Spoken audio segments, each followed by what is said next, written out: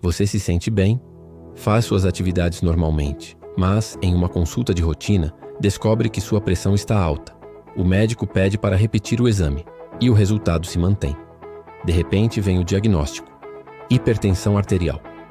O susto é grande, mas o que choca ainda mais é saber que essa condição pode ter se desenvolvido há anos em silêncio.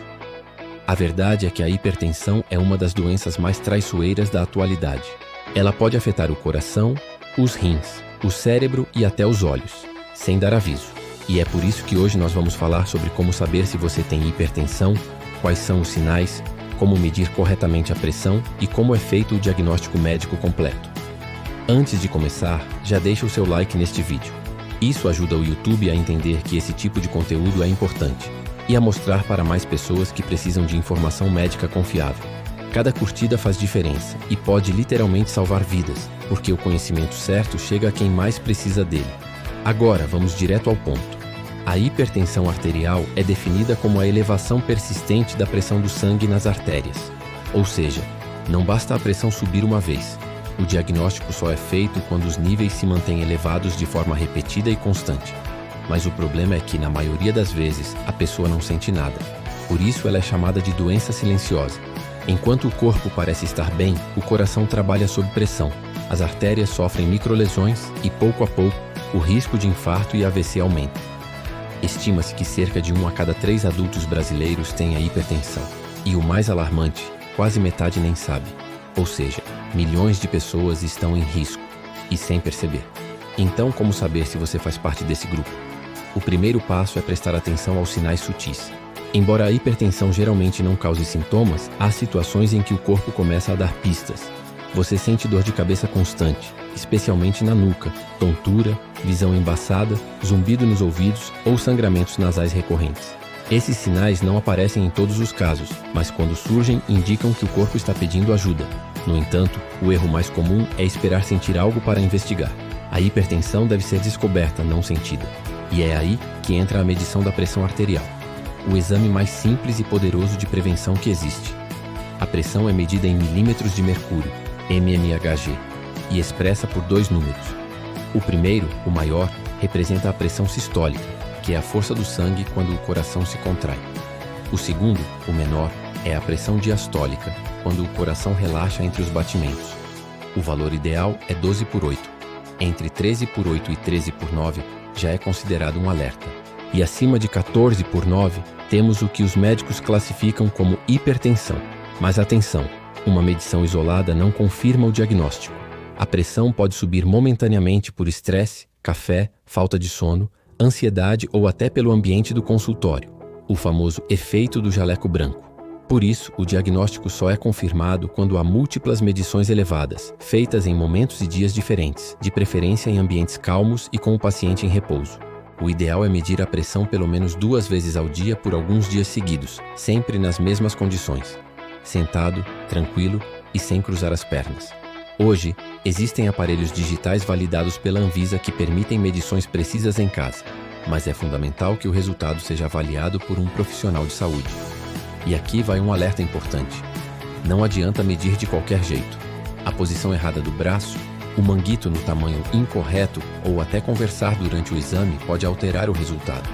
Por isso, o correto é: o braço deve estar na altura do coração, o manguito ajustado ao braço sem folgas, e a pessoa deve permanecer em silêncio e relaxada por alguns minutos antes da medição. Agora, se as medições apontarem valores consistentemente elevados, o médico vai solicitar exames complementares. O objetivo não é apenas confirmar a hipertensão, mas avaliar se ela já causou danos a órgãos importantes.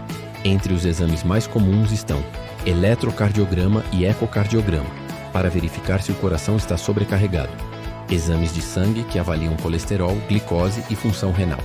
Dosagem de creatinina e ureia para detectar possíveis lesões nos rins. Mapeamento da pressão arterial, MAPA, um exame que monitora a pressão por 24 horas, registrando variações ao longo do dia. E, em alguns casos, exames de imagem dos vasos e artérias, como o Doppler, para investigar a circulação. Esses exames permitem identificar se a hipertensão é primária ou secundária. A hipertensão primária, também chamada de essencial, é a mais comum. Representa cerca de 90% dos casos e está ligada a fatores genéticos, idade, alimentação e estilo de vida. Já a secundária tem uma causa identificável, como doenças renais, alterações hormonais, uso de certos medicamentos ou apneia do sono. Identificar essa diferença é fundamental para definir o tratamento adequado. E aqui entra um ponto essencial. Não confie em diagnósticos feitos em casa, sem orientação. A automedicação ou o uso de remédios emprestados pode causar complicações sérias.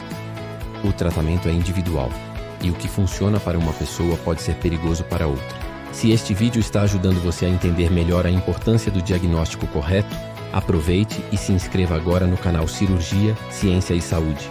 Aqui, todos os vídeos são baseados em evidências científicas e revisões médicas atualizadas. A sua inscrição e o seu comentário ajudam a espalhar conhecimento confiável e a combater a desinformação. Voltando ao diagnóstico, uma das maiores falhas que os especialistas observam é a falsa sensação de controle.